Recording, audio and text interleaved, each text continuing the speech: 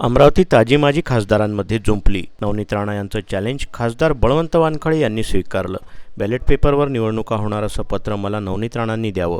बळवंत वानखळे. अमरावतीत माजी खासदार व भाजप नेत्या नवनीत राणा व काँग्रेस खासदार बळवंत वानखळे यांच्यात जुंपली आहे. कारण ईव्हीएमच्या मुद्द्यावरून नवनीत राणा यांनी बळवंत वानखळे यांची राजीनामा देण्याची मागणी केली होती. यावर बळवंत वानखळे यांनी नवनीत राणा यांचं चॅलेंज स्वीकारलं आहे. नवनीत राणांनी मला लेखी पत्र द्यावं की येणारी निवडणूक बॅलेट पेपरवर होणार असून बॅलेट पेपरवर होणार म्हणून मी राजीनामा देण्यास तयार आहे, असा पलटवार खासदार बळवंत वानखळे यांनी केला आहे. जे महाविकास आघाडीला ईव्हीएम वर जे ऑब्जेक्शन आहे त्यांना माझं आव्हान आहे की अमरावती जिल्ह्याचे खासदारांनी राजीनामा द्यावा आणि तसंच रवी राणाजी आपले आमदारकीचाही राजीनामा देतील आणि तेही सुद्धा बॅलेटवर करावं.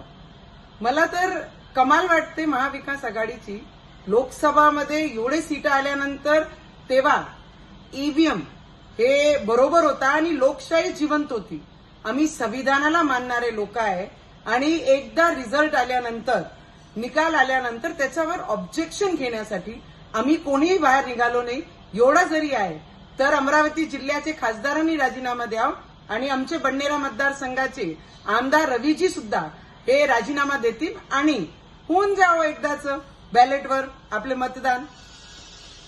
भारतीय जनता पार्टीच्या विश्वनेत्या, राष्ट्रीय नेत्या आदरणीय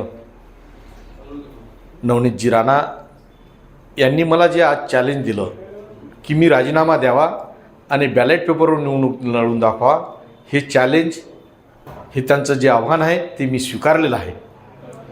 त्यांना नम्र विनंती एकच की त्यांनी जे मला आव्हान केलं त्याबाबत निवडणूक आयोगाकडून तसं मला लेखी पत्र द्यावं की येणारी लोकसभेची निवडणूक जी आहे, पोटनिवडणूक, ही बॅलेट पेपरवर घेण्यात येईल, हे फक्त त्यांनी लेखी आणून द्यावं.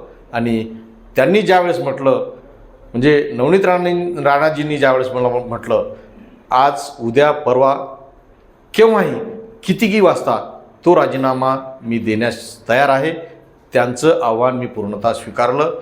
फक्त जे मी माझी अट सांगितली ती एकच अट की त्यांनी निवडणूक आयोगाकडून बॅलेट पेपरवर निवडणुका घेऊ असं फक्त मला लेखी द्यावं.